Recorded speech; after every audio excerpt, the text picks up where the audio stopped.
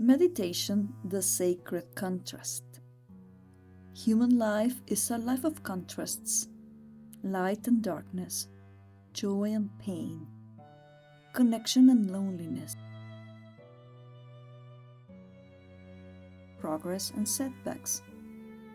And most of us, at some point, have asked ourselves, why? If God is love, why would life be built this way? But what if contrast isn't the flaw in the design, but the design itself?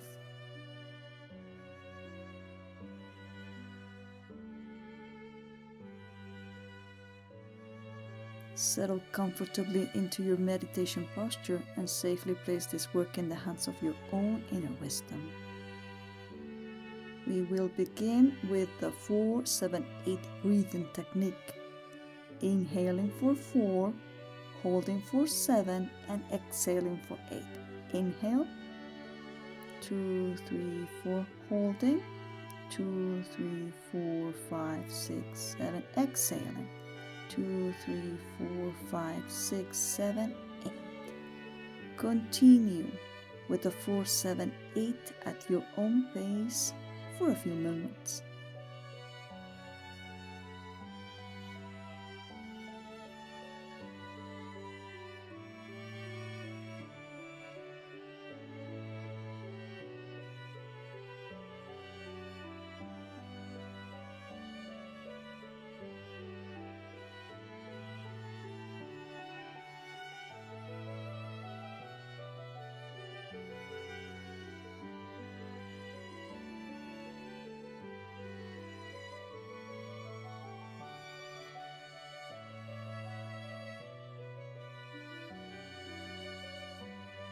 Now return to your natural breath.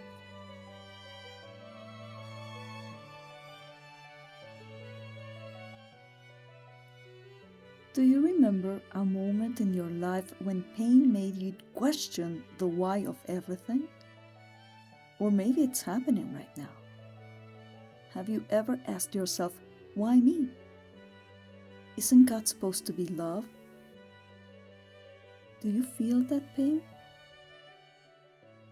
If the answer is yes, notice where in your body it feels uncomfortable and bring your hand there to accompany yourself with kindness through this very human experience. As we do a small inquiry, could it be that I'm believing this is punishment, karma, or a sign that I did something wrong?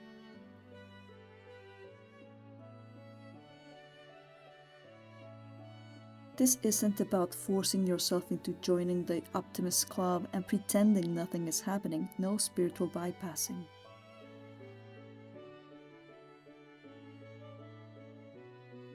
Emotions need to be tended to and allowed to deliver their message.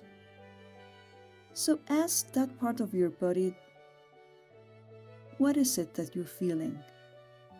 Naming the emotion so that your brain can process it.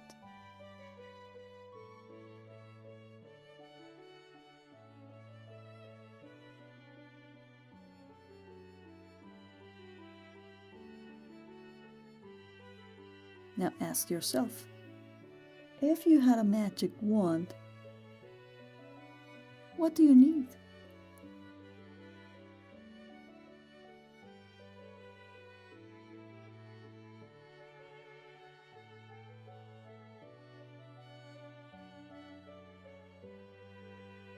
Now that you've named it and connected with the need, imagine a light, a blue and or violet flame transmuting the energies that no longer serve you or your surroundings.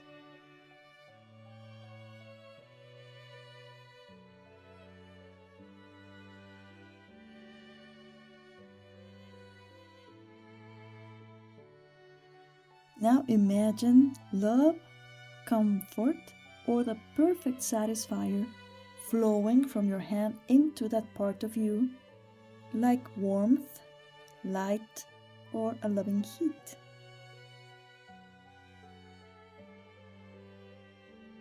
And the relief arises, or if it was already there, it is growing. And that's the sign that this work with the sacred contrast has already begun and continues automatically with every breath for as long as it's needed. That's it, very good. Although no one knows for certain the answers to the great transcendental questions, there are beliefs that help us face adversity and others that make it harder. Let's suppose that when we arrive into human life, we arrive with a kind of amnesia. We forget where we come from and who we truly are. But what if that forgetting served a purpose? Because when you have to find the answers yourself, you accept them more fully than when somebody hands you a worn-out, parroted answer.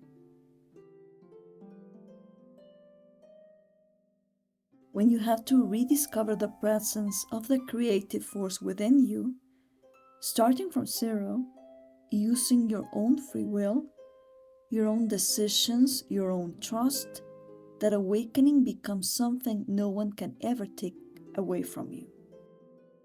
The dark is what makes us reach for the light, and this is sacred. So what if we believe that the contrast in your life, the challenges, the losses, the things that look like they're going wrong, are not interruptions to your spiritual path, but the spiritual path itself? Maybe believing that, just for a moment, lifts the weight of judgment off your shoulders. And the effort you put into what didn't turn out well, none of it was in vain. Every step has trained you, polished you, and prepared you to recognize and value what is truly worthwhile when it arrives. So instead of asking yourself, why is this happening to me? You might want to ask, how could this be doing me some good? Notice the thoughts and sensations in your body.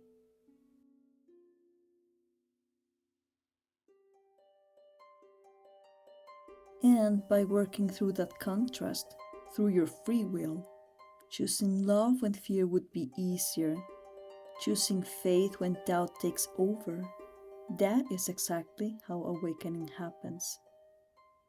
That is the essence of the path of change each of us is walking right now. Unlike the belief that the creative force made its creation and there's nothing left to do but pray to it, the original peoples believed that we co-create reality all the time, and that we have a contract with the earth. By giving back to her, she can help us in return. That's why the path of naming what's present in the contrast, asking for its message and its need, and then accompanying yourself with kindness, with love, makes you the creator of the state from which what had been difficulties become ease in building your reality. But what humanity must remember is its responsibility to give back for what it has received. So let's do that. Let's explore what's going on with the collective. The world right now seems to be in full upheaval. Systems are wobbling, old structures are cracking. Wherever you look, there's conflict, uncertainty, and noise. And it is completely understandable that so many people feel afraid. But everything we just reflected on about your own life could also be true for the whole world.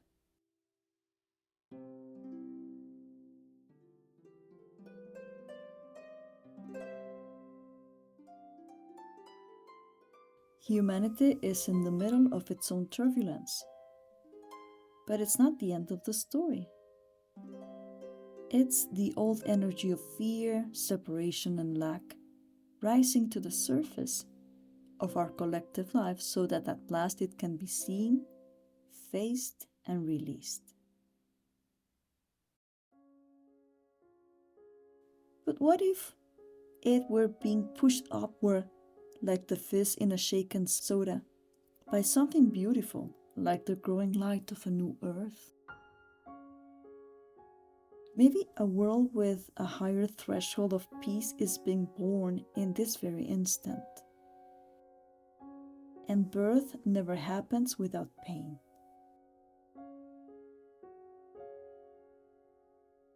Every storm runs out of rain eventually. So imagine you're bathing frightened people in pink light of unconditional love, flowing from your heart, helping them and us find emotional stability during this change. Imagine that pink light bathing your home, your loved ones,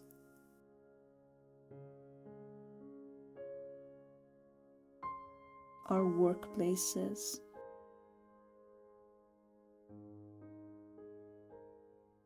our communities,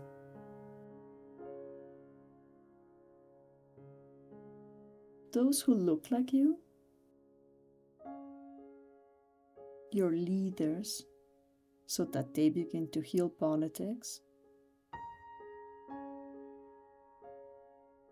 bathing the places in the world where there's more conflict, where there's the most conflict.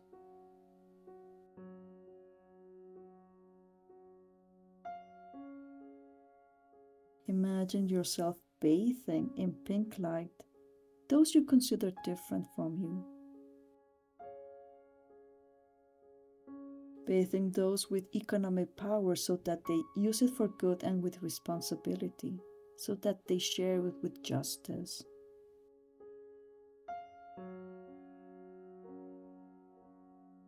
Imagine yourself filling our whole planet with unconditional pink light, including Mother Earth,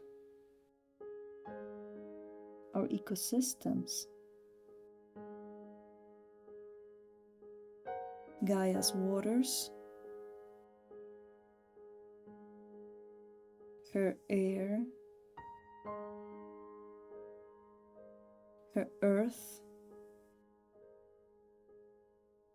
healing the subsoil from extraction, calming the fires.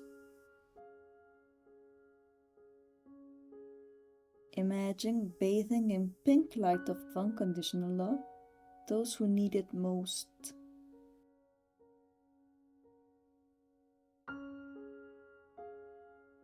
See the whole planet, the whole earth, wrapped inside a bubble of pink unconditional love.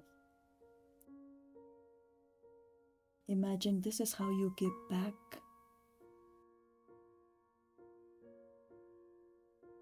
And feel how your heart is growing a few sizes with this exercise of imagination, of holding all of us in compassion.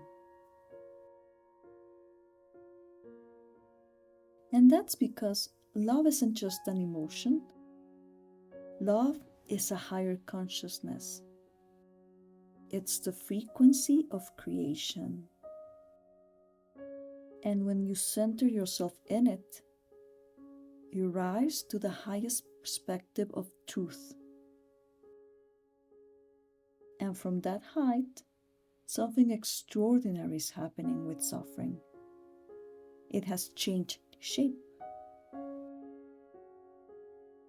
What seemed like meaningless pain or punishment reveals itself as transformation. A movement of energy feeding the evolution of your being and of the collective. While we hold the certainty that this is serving a sacred purpose.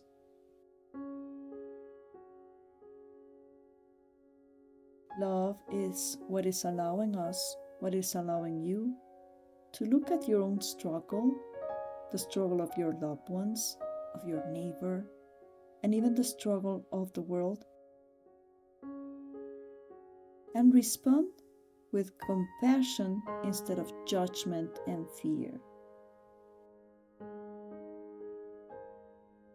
Love is what allowed you to loosen your grip on the suffering you had been carrying until now, instead of holding on to it even tighter. And here's the beautiful secret.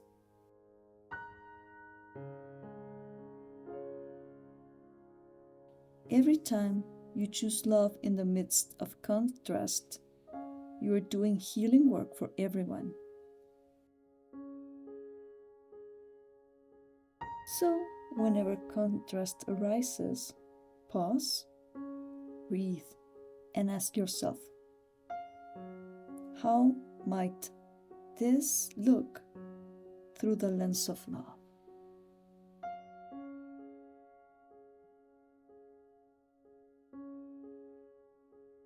Thank you for meditating with Psicoterapia Mindful.